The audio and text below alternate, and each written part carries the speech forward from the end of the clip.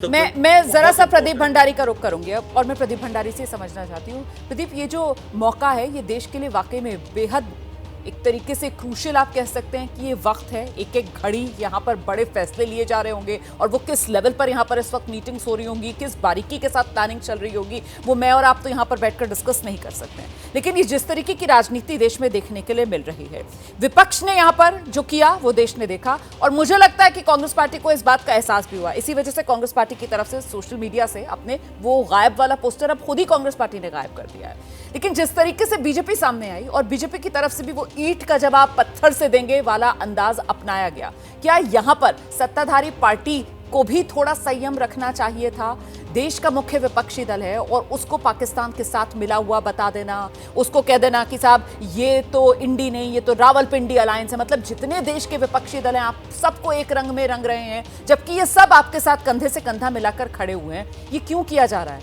इस मौके पर ऐसी राजनीति क्यों की जा रही है? जिम्मेदारी क्या सबकी नहीं है? रुमाना जी, हमारी बिल्कुल जिम्मेदारी है, और इसीलिए जब ऑल पार्टी मीटिंग हुई थी, उस ऑल पार्टी मीटिंग के बाद में जब राहुल गांधी और मल्लिकार्जुन खड़गे ने कहा था कि वो सरकार के साथ में कठोर एक्शन पाकिस्तानी आतंक के खिलाफ, हमें लगा कि कांग्रेस पार्टी की ये नीति है। परंतु उसके बाद आप एक ट्रैजेक्टरी और पैटर्न ऑब्जर्व करिए, तमाम कांग्रेस के नेताओं ने ऐसे बयान दिए जो आज पाकिस्तान के मीडिया में और पाकिस्तान के पूर्व मंत्री कोट कर रहे हैं। सिद्धारमैया हमारे मिनिस्टर नहीं, कांग्रेस पार्टी के चीफ मिनिस्टर हैं। ऑल पार्टी मीटिंग में पार्टी लाइन तय होने के बाद अगर सिद्धारमैया ऐसी बात कहते हैं जो पाकिस्तान उठाता है, उसके बाद सैफुद्दीन सोन हमारे फॉर्मर यूनियन मिनिस्टर नहीं, कांग्रेस पार्टी के फॉर्मर यूनियन मिनिस्टर रह चुके हैं, जो कह रहे हैं पाकिस्तान जैसा करे हम उस पर हमें विश्वास करना चाहिए। जम्मू कश्मीर असेंबली का पूरा सेशन होता है जिसमें सब एक स्वर से आतंक के खिलाफ बोलते हैं, एक व्यक्ति के अलावा जिसका नाम है जम्मू कश्मीर कांग्रेस के चीफ का, जो ये कहता है कि पाकिस्तान के सामने हाथ जोड़ो और बातचीत करो। अगर ये इनफ नहीं था तो कल कांग्रेस पार्टी एक ऐसा पोस्ट डालती है जिसको फवाद चौधरी, जो कांग्रेस पार्टी नहीं पाकिस्तान के फॉर्मर मिनिस्टर हैं, वो कोट करके कहते हैं नॉटी कांग्रेस, और प्रधानमंत्री नरेंद्र मोदी जी की तरफ इंडिकेट करते हैं। पूरे दिन कांग्रेस पार्टी उसको डिफेंड करती है और फिर आखिरी में जाके कांग्रेस पार्टी उसको डिलीट करती है। अब ये नहीं इनफ था तो कांग्रेस पार्टी एक सर्कुलर जारी करती है केशु वेणुगोपाल जी द्वारा कि भाई अपने सभी कार्यकर्ताओं को कहा जाता है देश हित में बोलो। मतलब आज कांग्रेस भी मानती है कि उसके कार्यकर्ताओं के डीएनए में देश हित नहीं है। और आज जब याद करिए कि आर्टिकल 370 एब्रोगेट करने के बाद यूएनजीए के अंदर पाकिस्तान ने किसको कोट किया था? राहुल गांधी को कोट किया था और ऑपोजिशन के लीडर्स को कोट किया था। सर्जिकल स्ट्राइक के प्रूफ मांगने में देश की जनता नहीं मांग रही थी, कांग्रेस मांग रही थी, जिसको पाकिस्तान ने यूज किया था इंटरनेशनल प्लेटफॉर्म में। तो आज सऊदी अरेबिया से लेकर इजराइल, हर मुल्क अगर भारत के साथ में है तो 20 दिन बाद अगर राजनीति होगी तो इसमें क्या दिक्कत है? हम तो कह ही रहे। आप इन्होंने गायब की बात करी, आप रुमाना जी इतनी सीनियर जर्नलिस्ट है, हर दिन प्रधानमंत्री जो है वो बैठक ले रहे, विद इन 7 डेज 2 सीसीएस की बैठक हो चुकी है, सब चीफ्स के साथ बैठक हो चुकी है। रैश एक्शन नहीं ले सकते जैसे मिलिट्री के हमारे एक्सपर्ट यहाँ पे मेजर जनरल कह रहे थे। हम एक वाइज एक्शन लेंगे और वो वाइज एक्शन से पाकिस्तान के आतंक के आकाओं की नींद उड़ जाएगी, जो हम सब देख रहे हैं। पर आज निंदनीय है कि कांग्रेस पार्टी राजनीति आगे रख रही है। इवन उमर अब्दुल्ला ने एक मैच्योर स्टैंड दिखाते हुए, फारूक अब्दुल्ला जिससे हमारे इतने डिफरेंस है, उनने एक स्वर में बोला कि पाकिस्तान के आतंक के खिलाफ जवाब देना चाहिए। पर कांग्रेस का अगर 1 या 2 नेता होता तो मैं समझता। और ये 26/11 के आतंकी हमले के बाद भी इनकी यही प्रवृत्ति थी कि पाकिस्तान को कवर फायर दो। तो एक बार अगर रुमाना जी होता है तो उसको गलती कहते हैं, पर अगर बार बार होता है तो उसको आदत कहते हैं। और हाफिज सईद का पुराना बयान याद करिए जिसमें वो कह रहे हैं कि कांग्रेस हमारी दोस्त है। तो आज कांग्रेस को स्पष्टीकरण देने की जरूरत है और इन नेताओं के खिलाफ कार्रवाई करिए। क्या भाजपा के किसी नेता को पाकिस्तान ने कोट किया? नहीं कोट किया। इसीलिए हम कह रहे हैं कि कांग्रेस पार्टी की नीति पाकिस्तान की है। जब से यूट्यूब चैनल्स यहां पे बैन हुए पाकिस्तान के, ऐसा लग रहा है कांग्रेस पार्टी वो पूरा का पूरा पाकिस्तान का नैरेटिव देश के अंदर फैला रही है यूट्यूबर्स द्वारा। मैं शुभ्रांश के पास दर्शकों को लेकर चलती हूँ, मैं शुभ्रांश के पास दर्शकों को लेकर चलती हूँ। देखिए, कुल मिलाकर ये तो देश को बताने की जरूरत नहीं है कि वो जो गायब वाला पोस्टर जो कांग्रेस पार्टी की तरफ से सोशल मीडिया पर शेयर किया गया वो कैसे बैकफायर किया, क्योंकि देश ने देखा प्रधानमंत्री नरेंद्र मोदी सऊदी अरब के दौरे पर थे। प्रधानमंत्री नरेंद्र मोदी अपना दौरा छोटा करके वापस उसी उसी दिन भारत लौट आए थे। 22 अप्रैल को जब पहलगाम में आतंकवादी हमला होता है तो 23 अप्रैल की सुबह सुबह प्रधानमंत्री नरेंद्र मोदी वापस हिंदुस्तान में आ गए थे और उसके बाद सीधे उतरते साथ ही वो एयरपोर्ट पर सबसे पहली बैठक